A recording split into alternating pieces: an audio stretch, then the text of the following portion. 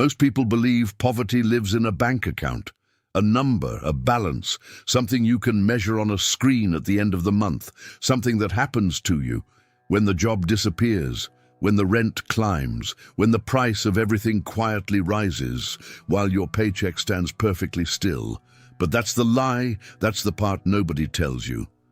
Poverty doesn't begin where you think it begins. By the time it shows up in your account, it has already been living inside you for years. It moved in quietly. It paid no rent. And it shaped almost everything before you ever noticed it was there. It begins in the first hour after you open your eyes. Before you've earned a single dollar, before you've made a single decision that feels remotely financial. There is a window, roughly 60 to 90 minutes after waking, where you quietly rehearse the person you are going to be that day. Your nervous system is still soft, your defenses are still down. And in that window, you run a kind of internal program, a script, an operating system you never consciously installed. Most people run the exact same program every single morning, and that program has been keeping them stuck for 10, 20, sometimes 30 years. Here's the uncomfortable part. You can change jobs, you can change cities, you can get a raise, win an argument with your boss, even come into money, and within a surprisingly short time, the same patterns pull you right back to where you started. Because the problem was never the amount. The problem was the operating system running underneath the amount. You were told the rules were about money. They were never about money. I want you to feel something honest right now, because the rest of this only works if you do. Think about the first thing you did this morning, not the version you'd tell a co-worker, the real one. The first thing your hand reached for, the first thought that crossed your mind before you were even fully awake. That single moment, that reflex you don't even register anymore, is quietly deciding how poor you're going to stay. And almost nobody talks about it because it's invisible. It hides behind the language of, "I'm just tired. I'll start tomorrow. This is just who I am." It feels like personality. It's actually programming, and programming can be rewritten. If something in your chest just tightened a little, that quiet recognition that "how does he know" feeling, don't scroll past it. Hold on to it. That feeling is the first honest data point you've had about yourself in a long time. Sit with it. We're going to use it. Because over the next few minutes, I'm going to show you 6 rules. 6 patterns running silently in the first hour of your day. And once you see them, you cannot unsee them. That's the strange gift of this video, and also the curse of it. You will never wake up the same way again. Before we go there, I need you to understand one thing, that there are 2 kinds of people walking around right now. They look identical. They earn similar money, they live on the same streets, but one group is quietly building something and the other is quietly bleeding, and neither group knows which one they belong to. There are 2 invisible tribes in the world, not rich and poor, not smart and lazy, something far quieter than that. Let's call them Group A and Group B. Group A wakes up and immediately surrenders. Not dramatically, there's no collapse, no crisis. They simply hand the controls of their mind to whatever shouts loudest first. A screen, a notification, a worry, a craving. Their day doesn't begin, it happens to them. By 9 a.m., they've already made 40 small decisions, and not one of them was actually theirs. They've been reacting, soothing, scrolling, defending. They are exhausted before the day has even asked anything of them. Group A isn't weak. That's the thing people get wrong. Group A is often the hardest working tribe alive. They grind, they sacrifice, they show up, and they stay stuck. Not because they don't try, but because the first hour of every day quietly cancels out the next 16. Group B wakes up and does something almost imperceptible. They claim the first hour. They direct it instead of surrendering it. They make a few quiet, deliberate choices before the world starts making choices for them. They're not superhuman. They're not waking at 4 a.m. to take ice baths. They simply refuse to let the day program them before they program the day. And here is what's strange and a little uncomfortable. The gap between these two tribes is not visible at any single moment. On any given Tuesday, Group A and Group B look exactly the same. The difference only appears when you stretch it across 1,000 mornings, across a decade. The compounding isn't financial first, it's psychological. The money is just the receipt that arrives at the end. You've probably already guessed which group you've been living in. Most people do, somewhere around this point in the video.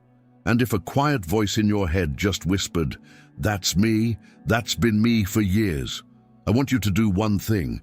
Drop a single word in the comments below, the word awake. Not for me, for you, as a marker. A line in the sand that says the part of you that was running on autopilot just woke up and noticed. You'd be surprised how much a small, honest admission changes what comes next. Because the goal of the next 6 rules is not to make you feel guilty about Group A. It's to show you that the wall between the two tribes is thinner than you've been led to believe. People cross it, quietly, without anyone noticing, usually without any extra money at all. They cross it by changing what happens in the first hour and letting everything else follow. So let's open up the operating system. Let's look at the 6 rules running underneath your mornings, one at a time. And I'll warn you now, the first one is the one almost nobody is willing to admit they're guilty of. Rule 1, the first dopamine hit. Here's the counterintuitive idea. The most expensive thing you own is not your house or your car. It's the first 30 seconds of your attention after you wake up, and you give it away for free every single morning to people who profit from your distraction. Most people believe checking their phone first thing is harmless, a habit. Everyone does it. You're just seeing what you missed, catching up, easing into the day. What could it possibly cost? Here's the hidden reality. Your brain wakes up in a fragile, suggestible state. For a brief moment, your dopamine system is calm, almost neutral. It's waiting to learn what kind of stimulation today is going to offer. And the instant you reach for that screen, you teach it the answer. Today, reward comes from a glowing rectangle, instantly, for no effort at all. You've just set the price of satisfaction for the entire day. And you set it absurdly low. After that, real work. The slow, unglamorous, delayed reward kind of work that actually builds a life feels unbearably boring by comparison. Not because you're lazy, because you spiked the meter before your feet hit the floor. Think of it like this. Imagine pouring syrup on your tongue the second you wake up. For the rest of the day, every real meal tastes like nothing. That's what the morning scroll does to your motivation. It floods the system with cheap sweetness, and then quietly resents you for not enjoying the vegetables. I think about a man named David, 51, works in logistics, decent at his job, tired in a way that sleep doesn't fix. David always said his problem was discipline. He'd start projects, a side business, a course, a plan to finally get ahead, and abandon them within weeks. He blamed his willpower. But David's real problem began at 6:14 every morning, when his hand found his phone before his mind found his name. By 6:40, he'd absorbed outrage, comparison, 3 ads, and a notification that made his heart rate spike. By the time he sat down to build anything real, the part of him capable of patience had already been spent. He wasn't undisciplined, he was depleted. Every day, before breakfast. The takeaway is this: whoever owns your first reflex owns your whole day, and right now it isn't you. If that rule alone landed, if you just realized you've been blaming your character for something that was really a stolen reflex, do me one small favor that genuinely helps this reach the people who need it. Tap the like button, not as a thank you to me, as a vote for your own attention. It tells the algorithm to show this to the next person lying in bed, reaching for their phone right now. That's all it takes. I'm too old for this. Other people figured it out and I didn't. It feels like you're simply describing reality, telling yourself the truth. Here's the hidden reality. You're not describing reality, you're casting it. The first internal monologue of the day functions like a spell, not in any mystical sense, but in a brutally practical one. Your brain treats your earliest, most repeated thoughts as instructions about what to look for. Say there's never enough mornings in a row, and your mind spends the entire day scanning for evidence that confirms it. It filters out opportunity. It misreads neutral events as threats. It makes you defensive in the exact moments that reward openness. You don't rise to the level of your goals. You sink to the level of your morning narration. Picture an actor who whispers the same line backstage before every performance. "I always forget my lines. I always forget my lines." He thinks he's just being honest about his nerves. He's actually rehearsing the failure into existence.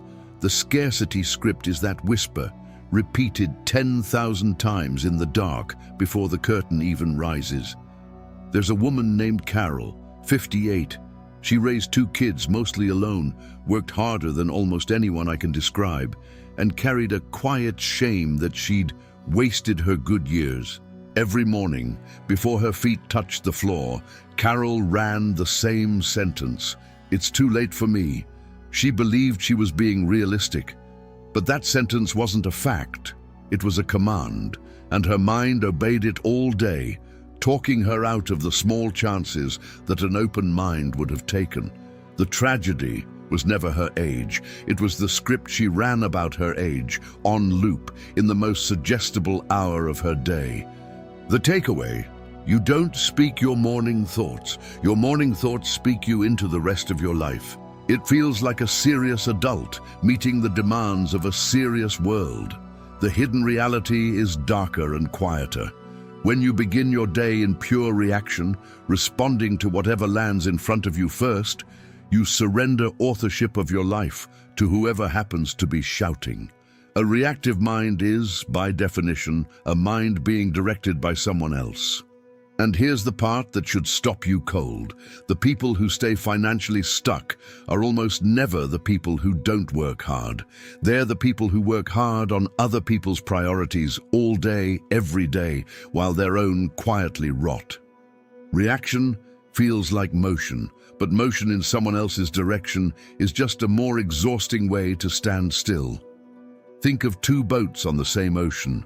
One has a rudder, one doesn't. From a distance, both are moving, but only one is going somewhere. The other is simply going wherever the current decides. Most people are the second boat, and they call the current a busy morning. Consider a man named James, 46. Brilliant, reliable, the guy everyone depends on. James started every morning the same way, opening his inbox before opening his own intentions. Within minutes, he'd been handed his entire day by other people, their emergencies, their requests, their timelines. By the time he thought about his own plans, there was nothing left of him. For 15 years, James was the most productive man in every room and the most stuck man in his own life. He had a powerful engine and no rudder, and nobody, including James, could understand why someone who did so much ended up with so little to show for it. The takeaway: a life of constant reaction is just obedience with extra steps, and obedience has never made anyone free. If you've been quietly nodding through these 3, if part of you is realizing this video is describing the operating system you've been running for years, then consider subscribing before the next 3 rules, not because I asked. Because the next 3 are the ones that actually rewire how you see yourself. And you'll want to be able to find your way back to this when you're ready to begin. Think of it as leaving a light on in a room you know you'll return to.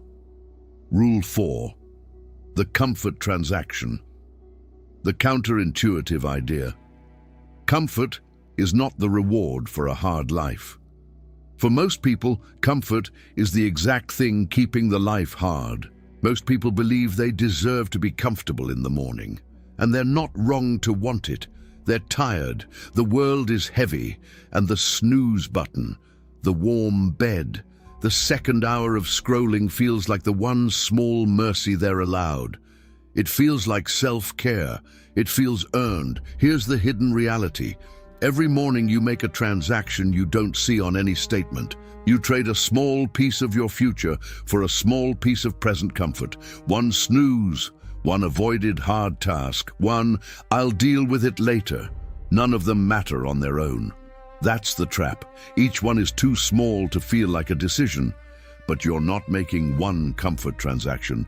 You're making the same one a few thousand times, and the bill comes due all at once, years later, in the form of a life that quietly never changed. Discomfort, chosen on purpose, is one of the only currencies that reliably buys a different future. And most people refuse to spend it before 9 a.m. Think of it like a credit card with an interest rate you can't see. Every comfort you charge feels free in the moment, but the future you keeps paying it back with interest for decades, wondering the whole time why it can never seem to get ahead. There's a man named Robert, 49, smart enough, capable enough, but every morning offered him a small fork in the road, the hard thing or the soft thing. And for 20 years he chose soft every time, on instinct. Not big surrenders, tiny ones. He always told himself he'd do the hard version tomorrow, when he had more energy, more time, more readiness. Robert wasn't unlucky. He simply made the comfortable trade 10,000 mornings in a row and then called the result bad luck. The takeaway: you will not rise to a life you were too comfortable to reach for in the morning. Here's the hidden reality. Long before 9 a.m., most people have already checked who liked what, who's ahead, who's watching, who would approve. We wake up and immediately rejoin a kind of invisible economy, one where the currency is the approval of people we'll never meet and often don't even respect. We dress for it, we post for it, we buy for it. We exhaust ourselves, earning a kind of wealth that can't be saved, can't be invested, and disappears the moment you stop performing. This is the engine underneath a great deal of emotional spending. Buying things not because we want them, but because we want to be seen as the kind of person who has them. You can't build real wealth while paying a daily tax to imaginary spectators. Picture an actor performing with everything he has, to a theater with no one in the seats, pouring out his best work, his real energy, for an audience that left long ago or was never there. That's the validation economy. Exhausting labor for an empty room. There's a woman named Linda, 55. She earned well, but somehow never kept any of it. Every morning began with a quiet scan. What others had, what others were doing, how she measured up. And all day, in 100 invisible ways, she spent money, energy, and self-respect trying to close a gap that only existed in her own mind. Linda wasn't materialistic. She was lonely for an approval that no purchase could ever actually deliver. The spectators never showed up. They never do. The takeaway: you cannot get rich while paying rent to people who aren't even thinking about you. If even one of these rules just named something you felt for years but never had words for, say so in the comments. Tell me which number hit hardest, 1 through 6. I read them. And there's something clarifying about naming the exact pattern out loud. It's the difference between a fog and a map. You become whoever you rehearsed being this morning and every morning before it. Most people believe identity is fixed. This is just who I am. They treat their personality like a sentence handed down at birth, unchangeable, permanent. So they try to change their results without ever touching the person producing them. Here's the hidden reality, and it's the one that holds all the others together. Identity is not a fact. It's an accumulation. Every morning, in that first fragile hour, you cast one more vote for who you are. Reach for the phone, run the scarcity script, react, choose comfort, perform for strangers, and you've voted again for the stuck version of yourself. Do the opposite, even imperfectly, and you've voted for someone new. No single vote decides the election, but the votes compound. The person you'll be in 5 years is simply the candidate who won the most quiet mornings. This is why money so often follows identity and almost never the other way around. The bank account is a lagging indicator of a self you've been building or eroding one morning at a time. Think of it like a coastline. No single wave reshapes the rock, but the same wave arriving the same way every day for years, that's what carves the cliff. Your mornings are the wave, you are the coastline. You're being shaped right now, whether you're paying attention or not. There's a man named Michael, 47. For most of his life, he believed he was simply not the kind of person things work out for. Then he changed one thing, the first hour. He stopped voting for the old self, and the strangest part wasn't that his circumstances transformed overnight, because they didn't. The strangest part was that within a few months, he no longer recognized the man who used to reach for his phone in the dark. He hadn't found a new strategy. He'd elected a new self. The takeaway: you are not stuck with who you are. You are only stuck with who you keep practicing being. It was never about the economy or your age or the rules nobody taught you. Those things are real, but they were never the operating system. The operating system was identity, the version of yourself you rehearse automatically in the first hour of every day. Poverty, the kind that actually traps people, begins as a behavioral pattern long before it ever becomes a financial outcome. And patterns can be rewritten by anyone willing to sit with the discomfort of noticing them. So let me give you something simple. Not a hack, a challenge. For the next 30 days, protect the first hour. That's it. No phone for the first 60 minutes. One deliberate, honest thought instead of the scarcity script. One hard thing chosen on purpose before one comfortable one. One decision that's yours before the world hands you its own. You will fail some mornings. That's not the point. The point is that you're now voting consciously, and a conscious vote, even a clumsy one, beats 1,000 automatic ones. 30 mornings. That's the whole experiment. Not because 30 days changes your life, but because 30 days is long enough to prove to yourself that the person you thought was permanent was only a habit wearing your name. The poor self and the wealthy self wake up in the same bed. The only thing that separates them is what they do before the world is awake enough to notice. If this gave you language for something you've carried silently for years, there's another video waiting for you on the screen right now. And the version of you that just made it all the way to the end of this one is exactly the version ready to keep going. Don't let that momentum cool. Tap it and let's keep going while you can still feel it.